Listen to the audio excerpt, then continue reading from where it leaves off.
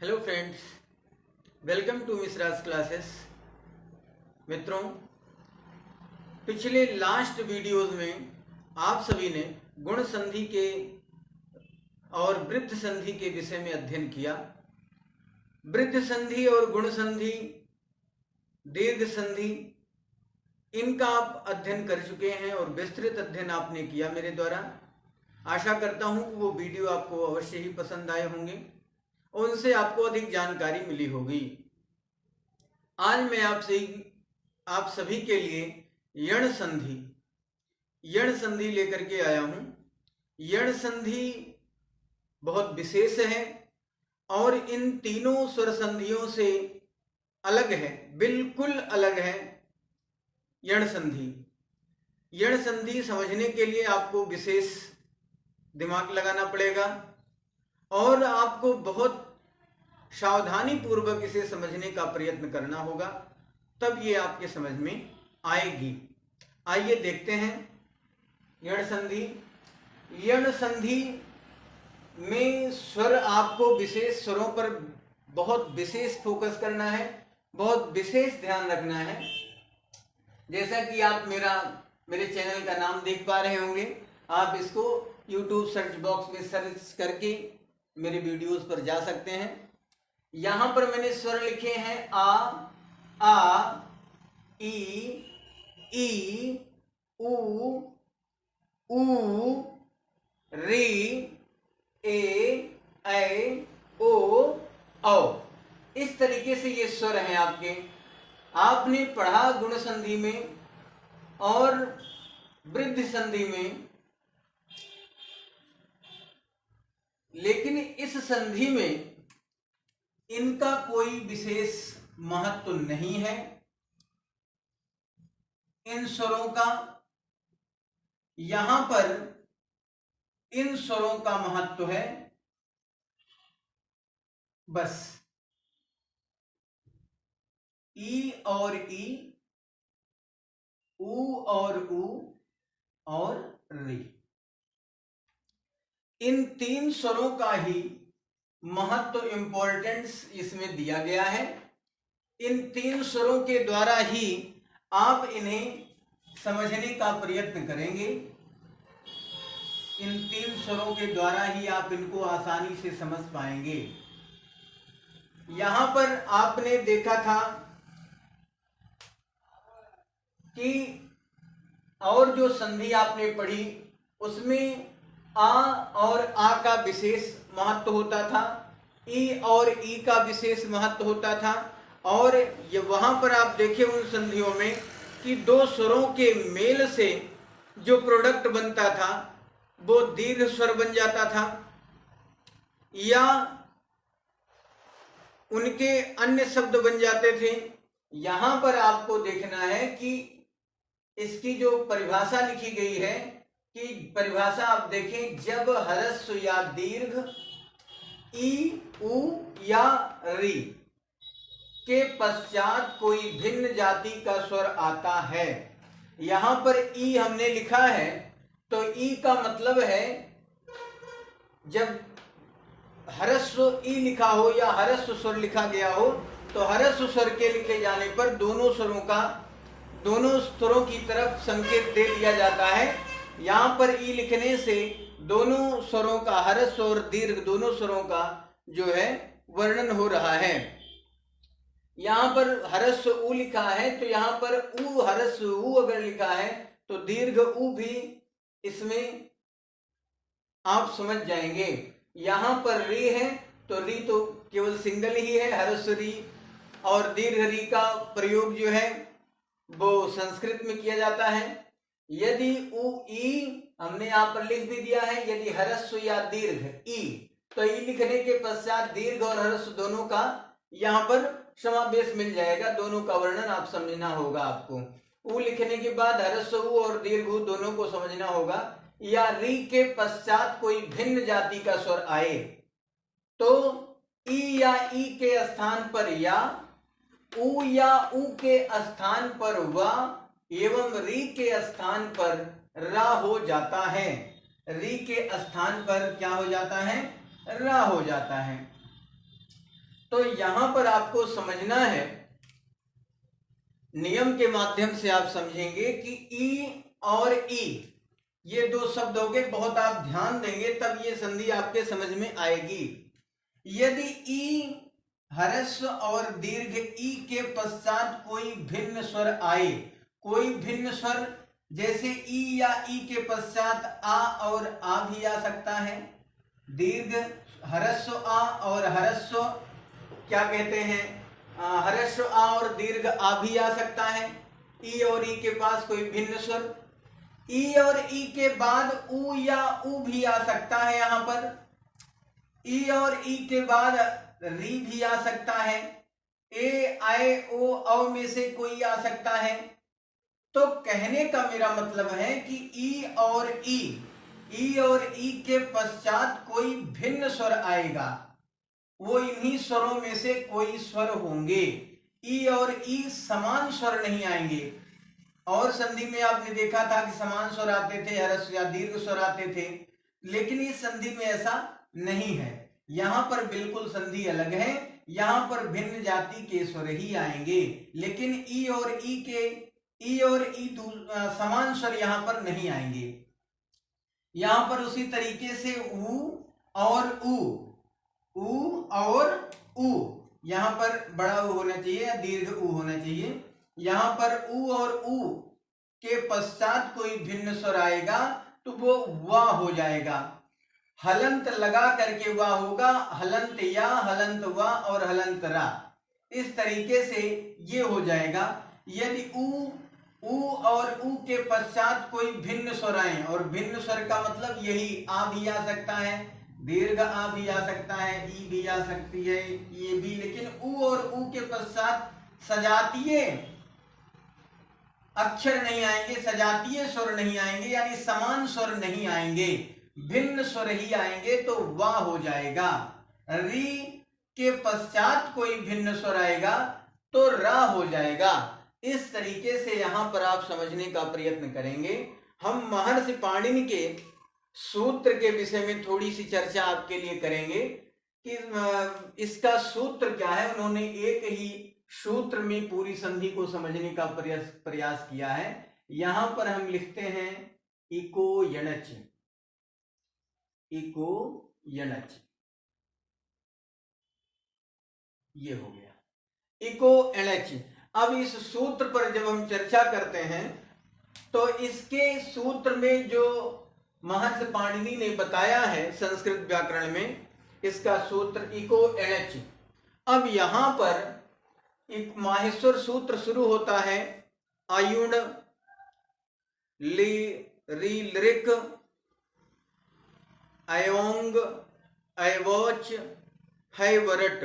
तो यहां पर आप समझें आयुण, आ ई उण,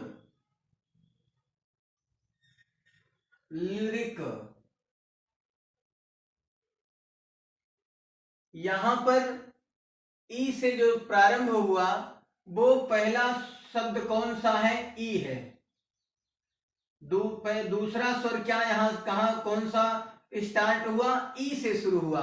तो जहां पर आपको ई से जब आपका सूत्र शुरू होता है तो माहेश्वर सूत्र का जो यण संधि में आपको वर्ण लेने हैं वो ई से शुरू होने वाले वर्ण आपको लेने हैं। यहां पर लिखा है इको, तो यहां पर ई ऊ ये दो स्वर हो गए। ये आधा स्वर है, इसमें हलंत लगा है, इसको हम नहीं लेते हैं, इसको स्वर में नहीं गिना जाता है।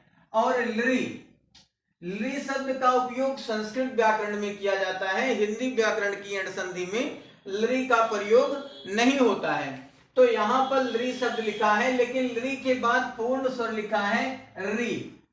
तो यहां पर ई ऊ और री, लृ का मैंने प्रयोग बताया कि संस्कृत में होता है। और का ये अर्ध स्वर है, इसलिए इसका उपयोग ये पूर्ण स्वर नहीं, इसका नहीं माना जाएगा। तो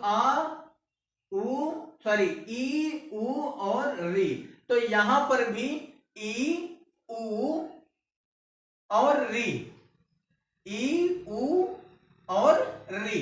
तो यहां पर इको, तो ई से आ से का पर्यंत, आ से का पर्यंत, इको का अर्थ हो गया आ से का पर्यंत। और इसमें जो स्वर दिए गए हैं वो स्वर हैं ई, उ और री।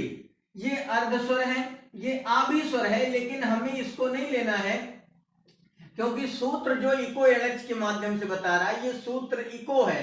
तो ई, उ, री जो विशेष स्वर हैं, जो पूर्ण स्वर हैं, उन्हीं को हमें यहां पर लेना है। तो हमें सिर्फ ध्यान रखना है ई, उ और री। तो इको, तो एक शब्द में पूरी संधि, एक ही सूत्र में आप पूरी संधि समझ जाएंगे, वो भी यण संधि। तो यहां पर मैंने आपको बताया कि ई सूत्र तो हमारा माहेश्वर सूत्र पूरा शुरू हो रहा है आ, ई, उ, ड से, लेकिन इसमें जो वर्णन है वो ई, अयुण, ई, उ और री। री मैंने कहा संस्कृत में यूज किया जाता है। और ये जो शब्द है डा, ये अर्ध स्वर है क्योंकि हलंत लगा है। ये का, ये भी शब्द हमारा लिरिक, लिरिक, तो ये जो है अर्ध स्वर है, इसको भी नहीं लिया जाएगा। तो यहां पर ये क्लियर हो गया कि ई, उ और री इनका विशेष महत्व है और इनके स्थान पर क्या आना चाहिए। तो इनके स्थान, हम ये इको का मतलब तो समझ लिए, अब हम एनएच का मतलब समझते हैं। तो जो अगला माहेश्वर सूत्र है वो है एवोंग, और यहां पर एवोच और हैवरट।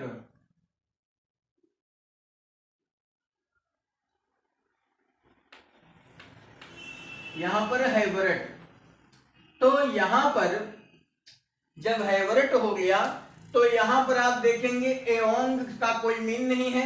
यहां पर यणच लिखा है, यणची, तो या से चा पर्यंत। तो यहां पर आपको देखना होगा एवोंग, एवोच, हैवरट। तो यहां पर हैवरट, तो या, वा और रा, इन तीन स्वरों को ही आपको लेना है। इन स्वरों से कोई विशेष महत्व आपको नहीं है। ये विशेष स्वर क्या है, ये स्वर ये नहीं आएगा, ए ओ, ये स्वर भी यहां आ सकते हैं। तो यहां पर ए ओ, ए औ, और जब ये समान स्वर आएंगे तो क्या हो जाएगा, या, वा और रा। कौन से स्वर हो जाएंगे, या, वा और रा। तो जो इन स्वरों के पश्चात जो स्वर आएंगे तो उनका जो परिणाम होगा वो या, वा, रा, ये हो जाएंगे। तो यहां पर आपको क्या करना है, तो यणच का मीन आप समझ गए होंगे कि इन स्वरों के पश्चात आप विशेष ध्यान दें, ए, ओ, ऐ, औ, इतना आने पर क्या हो जाएगा, या, वा, रा। वैसे आपके समझ में आ गया होगा सूत्र। में इस पर माहेश्वर सूत्र के विषय में नेक्स्ट वीडियो में चर्चा करूंगा, वीडियो ज्यादा लॉन्ग हो जाएगी, तो आप पहले इसको ही समझें। संधि पर आते हैं हम। ये परिभाषा है, मैंने लिखा कि जब हर्ष या दीर्घ ई, उ या री, चाहे दीर्घ ई हो चाहे हर्ष ई हो, उ चाहे हर्ष हो या दीर्घ हो, या री के पश्चात कोई भिन्न जाति का स्वर आता है तो ई या ई के स्थान पर या, ई या ई के स्थान पर क्या हो जाएगा, हलंत लगा करके या हो जाएगा। उ और उ के स्थान पर हलंत लगा के वा हो जाएगा, एवं री के स्थान पर रा हो जाता है। बस इतना ही आपको ध्यान रखना है। ई और ई के पश्चात कोई भिन्न स्वर आएगा, मान लो ई और ई है और आ जाता है, भिन्न स्वर हो गया। उ आ जाता है तो भिन्न स्वर हो गया। तो इनको क्या हो जाएंगे, इनके स्थान पर या हो जाएगा। उ के साथ कोई भिन्न स्वर आएगा तो वा हो जाएगा। अब यहाँ पर कोई भी भिन्न स्वर हो जाएगा, उ को छोड़ के इनमें से कोई भी भिन्न स्वर यहाँ आ सकता है। री के साथ कोई भी भिन्न स्वर यहाँ पर आ सकता है, री को छोड़ के। तो यहाँ पर आप देखें तो इनका रा हो जाएगा, यहाँ पर वा हो जाएगा। तो इस तरीके से अब उदाहरण के माध्यम से आप समझेंगे। जैसे यहाँ पर लिखा है अति प्लस धिक, अति प्लस अधिक। आप बने रहेंगे, अंत में आप इसको समझ लें और पूरा वीडियो देखेंगे तो अंत में वृद्धि संधि को समझने के लिए हम आपको एक विशेष ट्रिक बताएंगे कि आप शब्द को देखते ही पहचान जाएंगे कि यण संधि। यण संधि की ट्रिक मैं बताऊंगा, बोल से वृद्धि निकल गया, तो यण संधि की ऐसे ट्रिक बताऊंगा जिससे आप कहीं भी कोई शब्द लिखा हो तो आप आसानी से समझ जाएंगे शब्द को देखते ही कि इसमें वृद्धि संधि ही होगी। यहाँ पर अति प्लस अधिक लिखा है तो आप थोड़ा सा समझेंगे। अति लिखा है, यहां पर ई शब्द आया है, ह्रस्व ई, आप देखें, और प्लस लगा के यहां पर मैंने आ निकाल लिया। अब यहां पर इस स्वर में पहले शब्द के अंतिम स्वर में परिवर्तन होगा, लेकिन दूसरे शब्द के पहले स्वर में कोई परिवर्तन नहीं होगा, वो स्वर वैसे का वैसा ही बना रहेगा। और संधियों में, स्वर संधि में आपने देखा होगा कि दोनों का मेल होता है, लेकिन यहां पर दोनों का मेल नहीं होगा, बल्कि इसी के स्थान पर पहले शब्द के अंतिम स्वर में जो वर्ण है उसमें उसके स्थान पर वो हो जाएगा। जैसे यहाँ पर अंतिम स्वर ई है तो ई के स्थान पर या हो जाएगा, लेकिन ये आ स्वर ये बना रहेगा। तो यहाँ पर हमने ऐसे किया और यहाँ पर मैंने देखा कि ई और आ क्या हो गए, या हो गए। यहाँ का ई और यहाँ दूसरे शब्द का आ, तो ये दोनों मिल करके, या यूं कहें कि ई के स्थान पर, क्योंकि यहाँ का ये व्यंजन सॉरी ये स्वर जो है इसके पश्चात कोई भिन्न जाति का स्वर आया है, भिन्न स्वर आया है आ, तो ये आपस में मेल नहीं होंगे, बल्कि ई के स्थान पर या हो गया। और वैसे ई प्लस आ अगर आप करेंगे भी तब भी या ही होगा। तो जब यहाँ से ई निकल गया तो ये आधा बचा, इस ता में से जब ती में से ई निकाल लिया तो ये आधा ता बचा, यहाँ आ। अब इसको आप देखेंगे कैसे, देखें ध्यान से, यहां से मैंने ई निकाल लिया, यहां से मैंने आ निकाल लिया। अब यहां पर आप देख लीजिए, आ यहां बचा है और क्या बचा है, यहां से जब ई निकल गया है तो आधा ता बचा है, आधा ता हो गया, ठीक है। अब यहां बचा हुआ शब्द क्या है, जब मैंने यहां पर क्या निकाल लिया है, आ निकाल लिया है। अब यहां पर क्या बचा है, या बचा है, वो भी आधा या बचा है, आधा या बचा है। लेकिन और यहां पर कौन सा या बचा है, यहां पर ता आधा बचा था तो मैंने अत्य लिख दिया। अब ये या ये आ इसमें मिल जाएगा तो ये पूर्ण हो जाएगा। अब या मैंने लिख दिया ये वाला, और इसमें ये आ आके मिल गया तो ये पूर्ण हो गया। बचा हुआ शब्द क्या है, धिक, तो क्या हो गया, अत्यधिक। यहां पर ई के पश्चात भिन्न स्वर आया, हलंत आधा या बन गया। जब हमने इसको लिखा यहां से ई निकल गया था तो यहां पर आधा बचा, तो आ और आधा ता ये हो गया अत्य, ये और या ये मिलकर के पूरा या बन गया। बचा हुआ शब्द क्या था, अधिक, तो अत्यधिक हो गया। इस तरीके से आप समझें। दूसरा समझते हैं, यहां पर अति है तो यहां पर मैंने क्या किया, ई निकाला, इसका अंतिम स्वर ई, तो ये आधा हो गया है। अब यहां पर मैंने अंत में से आ निकाल लिया, अति प्लस अंत, आ हो गया।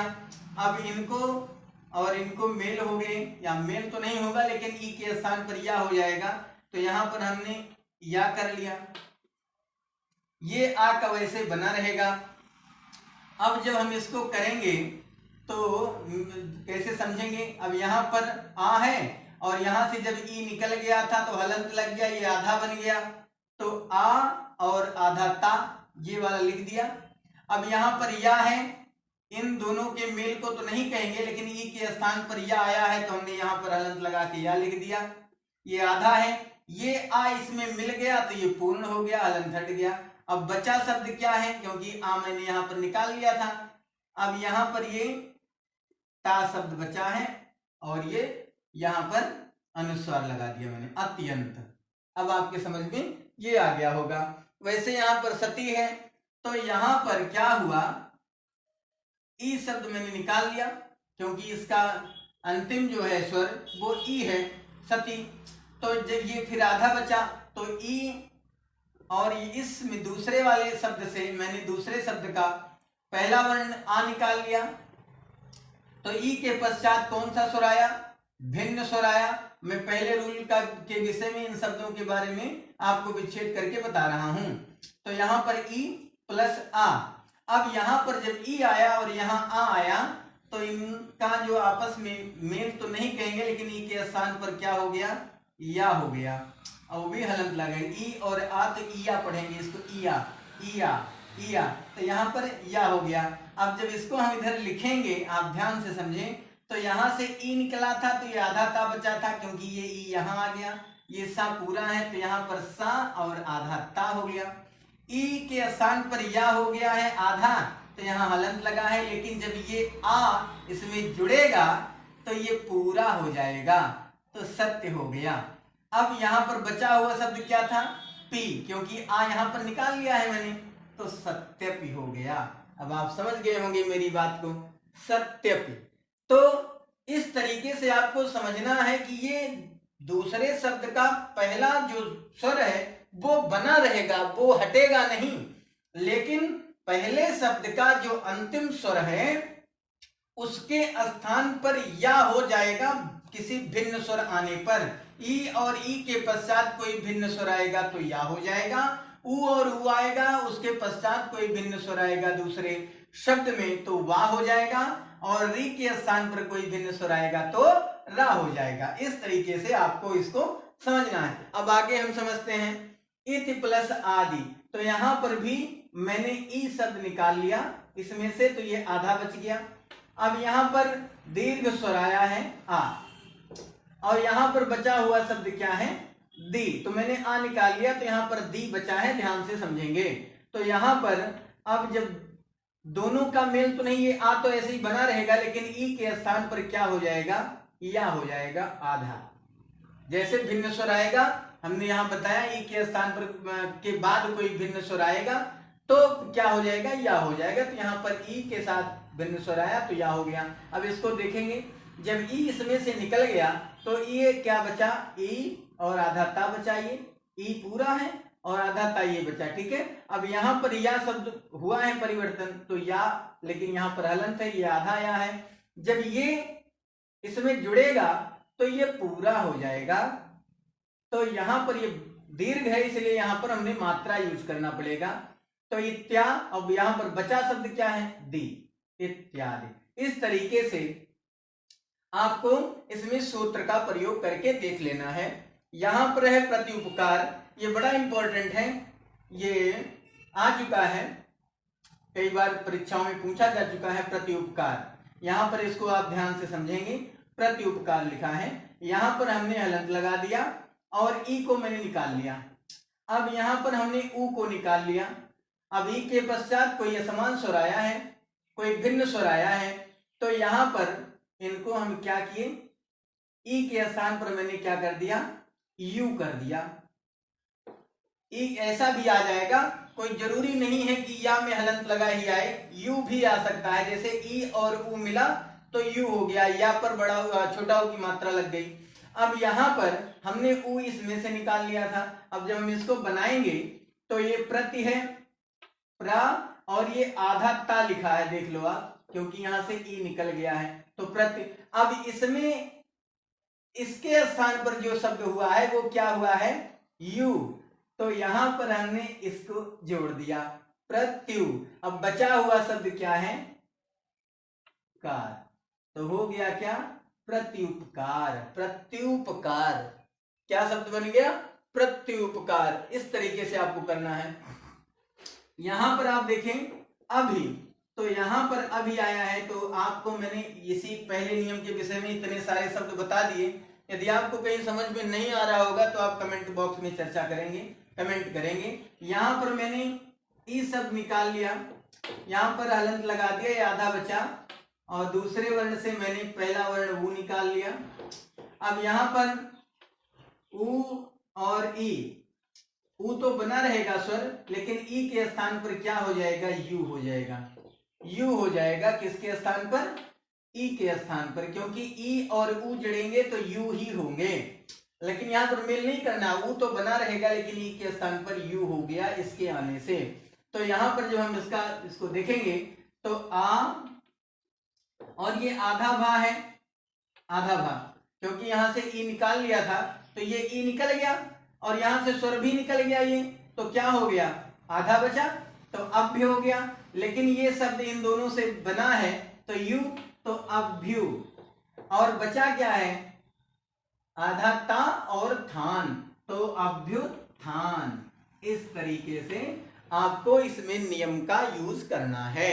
यहां पर लिखा है प्रति प्लस उत्तर, तो यहां से मैंने ई ले लिया, स्वर निकाल लिया, ये आधा बचा। यहां से मैंने दूसरे वाले शब्द के स्वर से, पहला स्वर से मैंने वो निकाल लिया। अब इन दोनों को मैंने, जब यहां पर ई और या भिन्न स्वर आए तो ई के स्थान पर यू हो गया, आप देख रहे होंगे। तो यहां पर अब इसको कैसे देखें, यहां पर प्रा और आधा ता बचा है, तो प्रा और आधा ता मैंने लिख दिया। अब यहां पर यू शब्द बचा है तो यू हो गया, ये यू इसमें मिला है तो प्रत्युह हो गया। बचा हुआ शब्द क्या है, कर, तो प्रत्युत्तर हो गया, प्रत्युत्तर।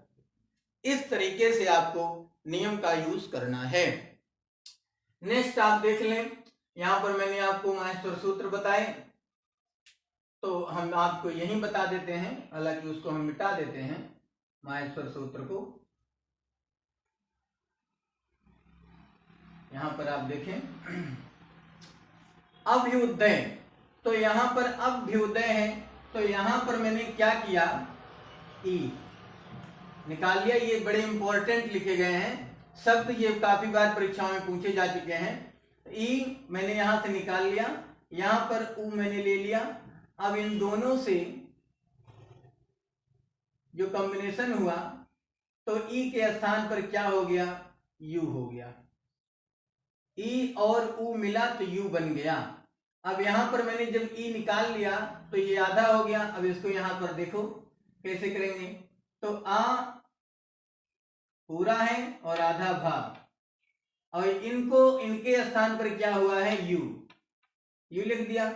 अब बचा हुआ शब्द क्या है, दय, तो यहां पर हो गया क्या, अभ्युदय। नेक्स्ट है हमारा प्रतिऊष, तो यहां पर मैंने ई निकाल लिया, ये आधा हो गया। दूसरे शब्द का पहला क्या है, ऊ है, मैंने इसको निकाल लिया, ये दीर्घ स्वर है, यहां पर दीर्घ स्वर आया, तो यहां पर जो है क्या होगा, ये और ये जब मिलेंगे तो यू हो जाएगा। लेकिन ये जब बड़ा ऊ है तो यहां पर बड़ा ऊ हो जाएगा। तो यहां पर क्या करेंगे, अब इसको मेल करेंगे तो प्रा और ये आधा ता। अब यहां पर यू आया है तो ये यू हो गया। बचा हुआ शब्द क्या था, सा, तो क्या हो गया, प्रत्युष हो गया। इस तरीके से आपका, अब यहां पर आप देखेंगे देवी आगमन है, देवी आगमन, तो यहां पर बी है तो यहां पर दीर्घ ई आ गया। कौन सा ई आ गया, दीर्घ। अभी आप ह्रस्व ई के पश्चात कोई भिन्न स्वर आए तो आप देख रहे थे, अब यहां पर दीर्घ ई आ गया। दीर्घ ई के बाद क्या आ गया, दीर्घ आ गया, दीर्घ स्वर कोई असमान स्वर आ गया, या यूं कहें भिन्न स्वर आ गया। तो यहां पर ई, यहां पर ई और आ, तो यहां पर क्या बन गया, या बन गया। ई के स्थान पर क्या हो गया, या।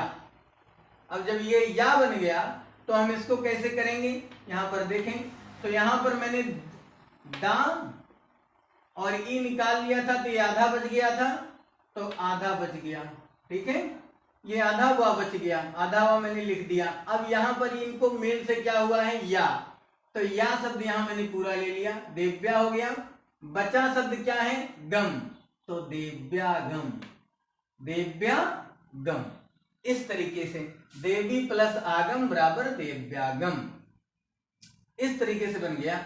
यहां पर मनु प्लस अंतर, अब यहां पर सूत्र बदल गया, यहां पर सूत्र बदल गया, मनु प्लस अंतर लिखा है या मनु जमा अंतर, तो यहां पर ऊ निकाल लिया मैंने, यहां पर ऊ मैंने स्वर निकाल लिया, यहां पर ये फिर क्या बचा, हलंत लगा दिया, आधा बचा। अब यहां से मैंने दूसरे स्वर का, दूसरे शब्द का पहला स्वर मैंने निकाल लिया आ, ठीक है। अब इनके मेल से तो नहीं कहेंगे हम, लेकिन ये जरूर कहेंगे कि ऊ के स्थान पर क्या हो जाएगा, ऊ और आ। यहां पर देखिए जब ऊ आएगा और ऊ के पश्चात कोई भिन्न स्वर आएगा तो यहां सूत्र बदल गया, तो ऊ के पश्चात भिन्न स्वर आया है आ, ऊ के बाद ऊ नहीं आया है, ऊ के पश्चात भिन्न स्वर आया है। तो आप देखेंगे तो आ हो गया, तो ऊ के स्थान पर क्या हो जाएगा, वाह हो जाएगा, वाह। अब यहां पर हम जब इसको मेल करेंगे शब्दों का तो यहां पर देखेंगे तो मां और ऊ निकल गया था तो यहां पर आधा ना बचा, तो आधा ना मैंने लिख दिया। ये वाह हमारा आधा है तो वाह हो गया, लेकिन ये जब आ गया इसमें तो ये पूरा हो गया, तो हलंत हम नहीं लगाएंगे, ऐसे पूरा पूरा लिख देंगे। तो मन वन, अब बचा शब्द क्या है, तर, तो मन वन तर, इस तरीके से हमारा बन गया। अब यहां पर अनु है, तो अनु है तो हमने यहां पर छोटा ऊ है, या यूं कहें कि हरस ऊ है, तो मैंने ऊ निकाल लिया। अब यहां आधा बचा। अब यहां दूसरे वाले शब्द से मैंने पहला वर्ण निकाल लिया, क्या, वाह। अब ये बचा यहाँ या, और यहाँ आ और आधा ना बचा है। अब इनका मेल तो नहीं कहूंगा मैं, लेकिन ऊ के स्थान पर जो है वो क्या बन गया, वाह बन गया, वो भी आधा वाह। ये हमारा स्वर बचा रहेगा, स्वर तो नहीं है, ये व्यंजन है। तो यहां पर क्या करेंगे, यहां पर हम करेंगे क्या, आ और आधा ना, अन, ये वा और ये वा का वा मिल करके क्या हो गया, पूरा हो गया, और बचा शब्द क्या है, वह। तो क्या हो गया, अन्वय, अन्वय। यहां पर वह शब्द आया है, आप ध्यान रखेंगे, ये स्वर तो नहीं है, ये व्यंजन है। अब यहां पर स्त्री प्लस उचित, स्त्री प्लस उचित है, स्त्री जमा उचित। यहां पर आपको क्या देखना है, यहां पर मैंने ई शब्द निकाल लिया, ये आधा बचा, लेकिन ये दीर्घ ई है, और इसके पश्चात क्या है, ऊ है, दीर्घ नहीं हरस्व ऊ है। तो ये जब दोनों का मेल होगा, या मेल ही नहीं, कहीं ई के स्थान पर क्या हो जाएगा, यू हो जाएगा। तो ये कैसे बनेगा, ई और ऊ, तो क्या बन जाएगा, यू, तो यू बन गया। जब इसको लिखेंगे तो कैसे होगा, ये हो जाएगा स्त्री, और ये यू जुड़ जाएगा, और बचा हुआ शब्द क्या है, स्त्रीउचित, स्त्रीउचित। तो इस तरीके से हम इस पर लगा देंगे, स्त्रीउचित हो जाएगा। तो इस तरीके से आपको इसको सॉल्व करना है। इस तरीके से आप यहाँ स्त्रीउचित कर देंगे। ये बिहार पीएससी में आया था ये शब्द, ये बड़े इंपॉर्टेंट शब्द जो इधर लिखे गए हैं, बहुत इंपॉर्टेंट है। ये कई बार जो है कॉम्पिटिटिव एग्जाम्स में ये पूछे जा चुके हैं। यहाँ पर अब आप देखेंगे सु प्लस आगत, तो यहाँ पर भैया ऊ जो है, मैंने यहाँ से सु, तो जो यहाँ पर स्वर है मैंने ऊ शब्द निकाल लिया, आप देख रहे होंगे यहाँ पर मैंने ऊ निकाल लिया। अभी हमारा दूसरा सूत्र ही चल रहा है, तो ये आधा बचा, यहाँ मैंने हलंत लगा दिया। अब दूसरे शब्द का मैंने आ निकाल लिया, ये दीर्घ स्वर है, तो जब इसके और ये स्वर तो बना रहेगा, लेकिन ऊ के स्थान पर क्या हो जाएगा, वाह हो जाएगा। ऊ के स्थान पर क्या हो गया, वाह हो गया, क्योंकि ऊ के बाद कोई भिन्न स्वर आएगा तो वाह होगा, आप देख पा रहे होंगे। तो हम जब इसको देखेंगे, बनाएंगे, तो कैसे करेंगे, यहाँ पर आधा सा बचा, क्योंकि मैंने ऊ निकाल लिया, तो ये आधा बचा, तो यहाँ पर स्वा हो गया, ये बचा, इससे बना शब्द क्या है, इसके ऊ के स्थान पर क्या हो गया, वाह हो गया। अब ये आधा वाह है, हलंत लगा है, क्योंकि यहाँ पर वाह हलंत द्वारा ही ये सब बने हैं, तो वाह हो गया। तो ये आधा है, लेकिन जब इसमें ये स्वर मिल जाएगा तो ये हट जाएगा और ये पूर्ण हो जाएगा, इस पे आ की मात्रा लग जाएगी, क्योंकि ये दीर्घ आ है, इसमें मात्रा है, तो स्वा हो गया। बचा हुआ शब्द क्या था, गत, स्वागत, क्योंकि आ यहाँ पर मैंने निकाल लिया था, आप ध्यान देंगे, सब में मैंने ऐसे ही बताए हैं। अब यहाँ पर पितृ प्लस अनुमति, यहाँ पर अब तीसरे रूल पर हमें आगे, री के बाद कोई भिन्न स्वर आएगा, तो यहाँ पर आपको पितृ प्लस अनुमति लिखा है, तो यहाँ से मैंने री निकाल लिया, चलो री निकाल लिया। अब यहाँ पर क्या बचा, आधा ता बचा, यहाँ पर इसलिए मैंने हलंत लगा दिया, आप देख पा रहे होंगे। तो पितृ हो गया। तो यहाँ पर आधा ता बचा है और यहाँ से मैंने आ निकाल लिया, ये स्वर। अब यहाँ पर नुमति बचा, ध्यान रखना आप। अब इनको, इनके और इनसे, तो री के, जब ये के री के बाद कोई असमान स्वर आया तो यहाँ पर री का क्या हो गया, रा हो गया हलंत लगा के। अब जब इनको हम करेंगे, जोड़ेंगे, तो पी और ये आधा ता हो गया। अब जब आधे ता में ये रा मिलेगा तो इसको इस तरीके से लिख दिया जाएगा। आधा ता में क्या मिल गया, रा, तो पितृ, इस तरीके से पूरा लिख दिया जाएगा। और बचा हुआ शब्द क्या है, नुमति। तो क्या हो जाएगा, पितृनुमति, पितृनमति, इस तरीके से लिख दिया जाएगा, पितृनुमति। ऐसे हैं मातृ आनंद, तो यहां से मैंने री ले लिया और ये आधा बचा, और यहां पर आ मैंने इसका निकाल लिया, यहां पर नंद बचा सिर्फ। अब यहां री के स्थान पर क्या हो गया, रा, और इन दोनों का मेल हुआ, तो मेल तो नहीं कहेंगे लेकिन री के स्थान पर रा हो गया। ये आ वैसे ही बचा रहेगा। जब इसको लिखेंगे तो माँ और आधा ता, इसको ऐसे ही लिख लो आप चाहे तो। ये रा इसमें मिल गया, मात्र। अब इसका आ इसमें यहाँ आके मिल गया, और बचा क्या है, मात्रानंद। तो इस तरीके से आप लिख सकते हैं मात्रानंद।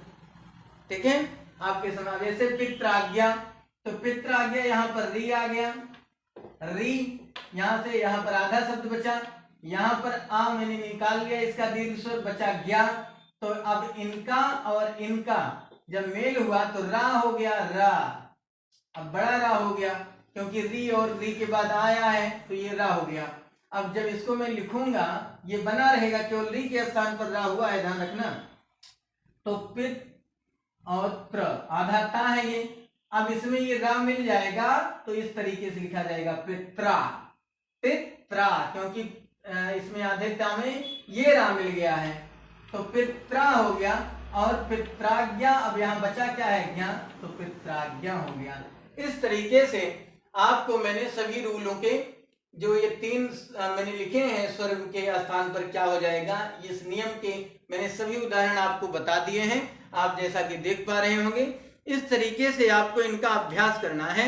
यदि आपके समझ में नहीं आता है तो आप मुझे अवश्य ही कमेंट बॉक्स में कमेंट करके बताएंगे, मैं आपकी प्रॉब्लम को सॉल्व करूंगा। लेकिन मुझे पूर्ण आशा है और पूर्ण भरोसा है कि जिस तरीके से मैंने आपको बताए हैं उसी तरीके से आपको करना है। मैंने एक बात और कही थी कि यदि आप चाहें तो एक ट्रिक लिख सकते हैं, मैंने आपको ट्रिक बताने के लिए कही थी, तो मैं यहां पर बता रहा हूं आपको कि यदि किसी शब्द में, यदि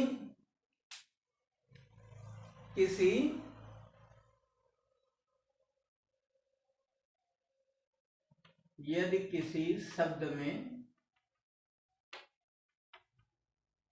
या, वा और रा के पहले आधा शब्द हो, तो वहां पर यण संधि होगी, यण संधि होगी। ये ट्रिक है, यण संधि होगी। यदि किसी शब्द में या व रा के पहले आधा शब्द हो तो वहां पर यण संधि होगी। जैसे आप यहां पर देख सकते हैं अत्यधिक लिखा है, अत्यधिक, तो यहां पर या के पहले आधा ता है, यहां पर यण संधि है। यहां या के पहले आधा शब्द है, यहां पर यण संधि है। यहां पर या के पहले आधा ता है, आधा शब्द है, यहां पर यण संधि हुई। यहां पर आप देख लें या के पहले आधा शब्द है, यहां या के पहले आधा शब्द है। यहां मनवंतर लिखा है, वा के पहले आधा शब्द है, यण संधि हुई। यहां भी वा के पहले आधा शब्द है। और यहां पर देख लें आप, इस शब्द के पहले आधा शब्द है, ना के पहले आधा शब्द है, लेकिन यहां पर रा है क्योंकि डबल लिखा है, तो यहां रा के पहले आधा शब्द है। इस तरीके से जिन शब्दों में या व रा बीच में आए और उनके पहले आधा शब्द लगा हो तो आप वहां पर यण संधि समझेंगे। तो मित्रों, आज के वीडियो में बस इतना ही। यदि आप मेरे चैनल पर नए हैं तो आप मेरे चैनल को सब्सक्राइब कर लें, बड़ी कृपा होगी। और वीडियो पसंद आ रहा हो तो उसको लाइक कर दें, शेयर करना ना भूलें। आशा करता हूं आपको इनसे बहुत लाभ मिलेगा। आप इनसे स्क्रीनशॉट ले लें, बहुत इंपॉर्टेंट संधि है। इससे प्रत्येक प्रतियोगी परीक्षाओं में शब्दों को पूछा ही जाता है निश्चित रूप से, और अधिक से अधिक प्रश्न अयादि संधि और यण संधि से ही पूछे जाते हैं। तो आप इनको विशेष रूप से अध्ययन करेंगे। आज के वीडियो में बस इतना ही। नेक्स्ट वीडियो में हम आपको आयात संधि के साथ मिलेंगे। तब तक के लिए थैंक यू।